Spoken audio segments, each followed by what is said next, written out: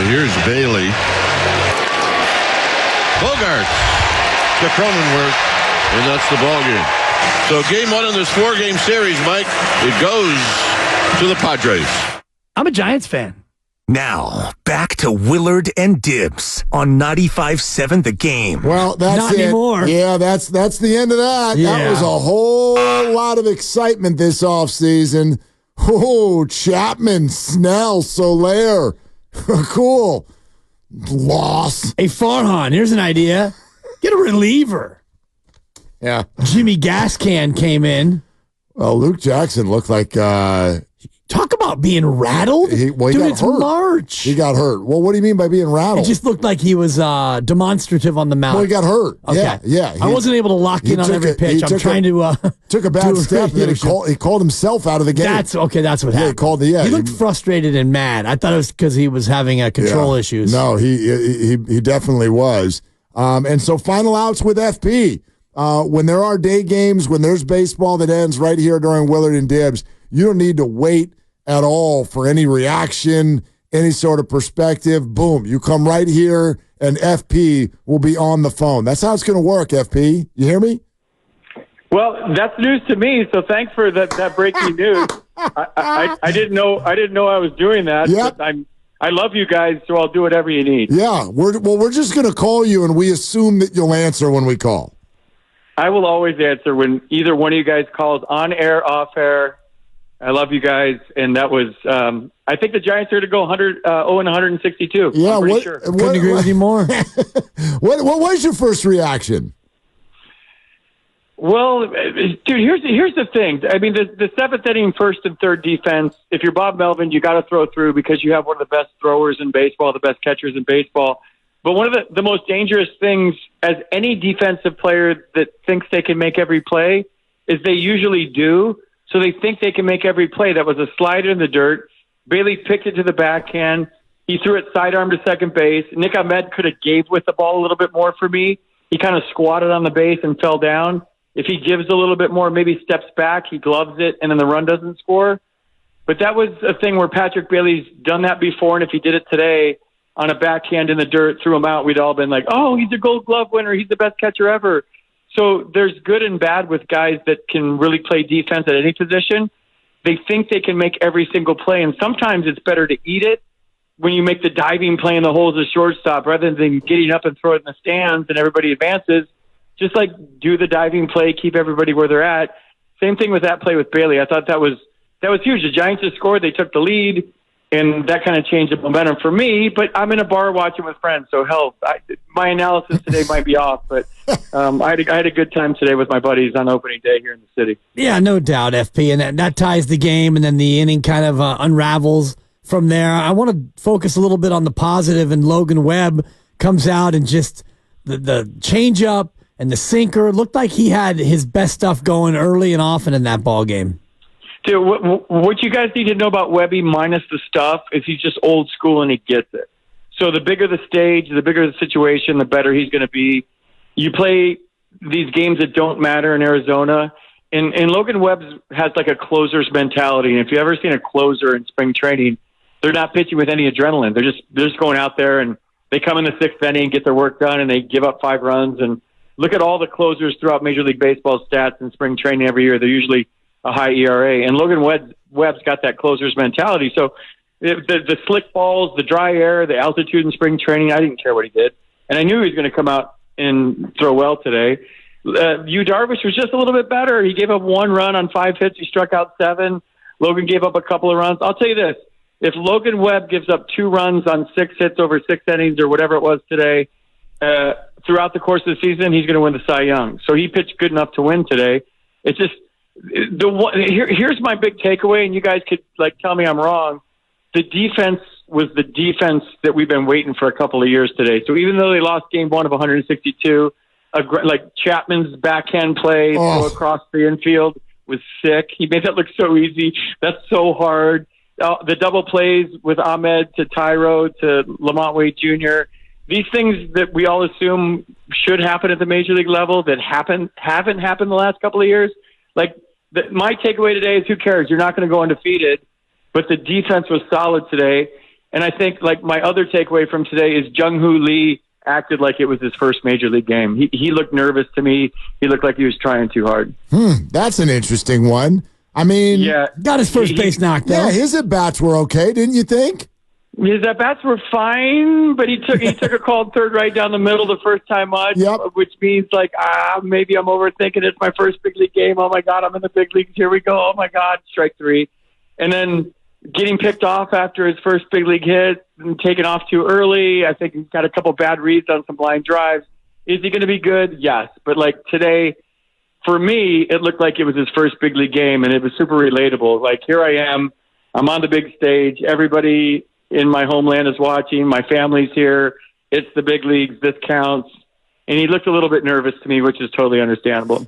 Speaking of people who are on the cusp of the big leagues, Marco Luciano starts in Sacramento. What's your reaction to that?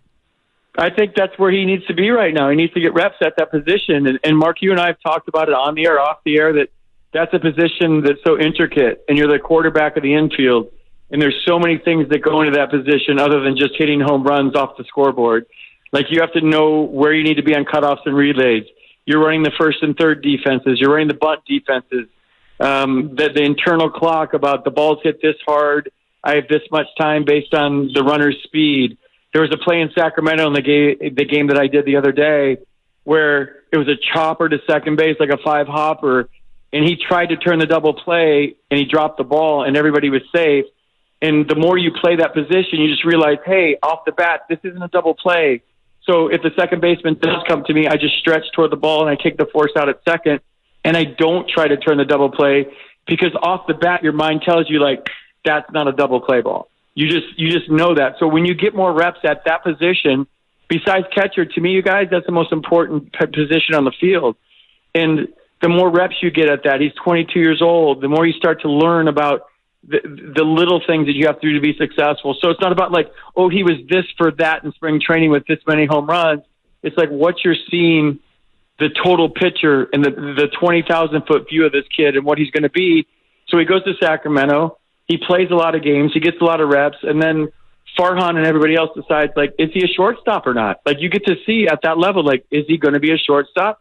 Or do we just put him in left field and let him get jacked and hit home runs? So, yeah, I think that's a great move. I just don't think defensively, more importantly, like, not his ability to field the ground ball and to throw to first, but defensively, all the things that go into that position, I think he needs to learn a little bit more. Does he buy as opposed to rent in Sacramento based on the performance of Nick Ahmed today? Ahmed looks to be the real deal at shortstop. I think he's going to be the MVP of the National League, Dibs. Yeah. I mean, him or Conforto, right, they're neck and neck right now. Dude, you guys help me out here. And you guys have been Giants fans your whole life. And I've been saying this, and I could be wrong. And I'm not afraid to be wrong. He gives me Johnny LeMaster vibes. Like, he's got the tall, skinny body. He can pick it at shortstop, which Johnny LeMaster could. And Johnny LeMaster wasn't the best hitter ever. I think that's being nice. Yeah. But, like, I feel like he's Johnny LeMaster 2.0. I mean, Nick's already got more hits than Johnny did in his career. That's true. But also, that ball was over his head today. He tomahawked it down the line. Yeah. Like, I don't know how much you guys got to pay attention because you're on the air, but, like, it was over his head. I don't know. He's hot right now. I just like the fact that I saw the Giants playing big league catch on defense today, which I haven't seen them play that consistently over the last 2 years. And that's how the Giants have won World Series over the years, is playing catch, playing defense, and pitching it. So I did see a lot of good things today. I don't care if they won or lost. It's a long season. more hair is what I would say, FP. If Nick Ahmed wants to be Johnny LeMaster, we're going to need more hair. We need the mullet, dude. And then we need to put – didn't he, like, tape Boo on the back of his jersey or something? Yeah. Because he got booed so much, he just put Boo on the back. Just changed his name. Yeah, Players Weekend, he changed his last name to Boo. Yeah, I don't know if that's a good comparison. Maybe I shouldn't even say that. I've had like 5 drinks, so I'm good. Beautiful. That's not enough. You should go. It's day. I've had, by the way, 4 hot dogs too. We're grilling hot dogs. We're having fun. All the boys are watching the game. Wait, you went to a bar and grilled your own hot dogs? We put a we're on Union and Laguna at bus stop, and we put a barbecue grill out on the street, and we just started cooking hot dogs and giving them to people to say happy opening day. They're walking by, happy opening day. Here's a hot dog. Boy. We're just having a blast. So you tailgated for a road game. We tailgated for the whole game for a road game. Yeah, we just sit on the street. We're watching the game through the window, and then we go inside because it's a little cold. And then, literally, I'm 4 hot dogs deep and 5 drinks deep. You're lucky Joey Chestnut didn't roll by. He would have eaten you out of house and home in 12 minutes. Dude, I did a show back in the day at Comcast Sportsnet Bay Area when they had Sportsnet Central, and Joey Chestnut came in, and dude, he was eating hot dogs and dunking them into a cup of water, the bun, and I was literally getting collateral damage. He was shoving the buns in his mouth. Parts of the buns were hitting me in the face. He was inhaling hot dogs like he was a porn star. It was amazing. Like, the guy's fucking incredible. You have had 5 drinks. He's literally incredible at what he does. I don't know how he does it. And then he goes in I don't know. I don't want to know what he does after, but I can't imagine. I have never done the wet bun hot dog, and I don't think that I ever want to. Dude, Mark, the hot dog part didn't get me. It was the soaking the wet bun in like a red Solo cup and inhaling it, and then the hot dog behind it like it just didn't exist. Yeah. Like the wet bun, dude, is just gross to me. Not even the hot dog, whatever he did with that. All right, so, what's happening tomorrow? You think, who's starting tomorrow? Is tomorrow Hicks? Dude, I don't know. You don't know. Tremendous analysis. No, it's Kyle Harrison. Kyle Harrison. Start him? Kyle Harrison's a 2, so Kyle's going tomorrow. Yeah. Start him? What do you think? Yeah, he's starting tomorrow. He's going to throw a perfect game no-hitter. All right. There you go. There you have it. Hey, FP, save a few drinks and dogs for us, all right? No, dude, I'm done. I'm heading home. It was just so you guys know, for me, this is a very special day. It's the greatest day of the year. It's like Christmas and New Year's and your birthday all rolled into one. For a guy that knows nothing about anything except for baseball, like opening day is the greatest day of the year. It should be a national holiday. So special day for me, whether the Giants win or lose. I've been watching ball games all day. The Dodgers looked really good. I watched the Dodger game too. They're going to be went good. Deep. Freddie went deep.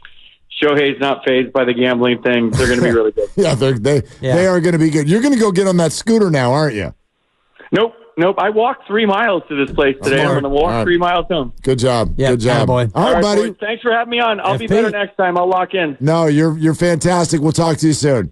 All right, see you guys. All right, night. There it goes. Final out with FP. Final out with FP. Maybe our final segment.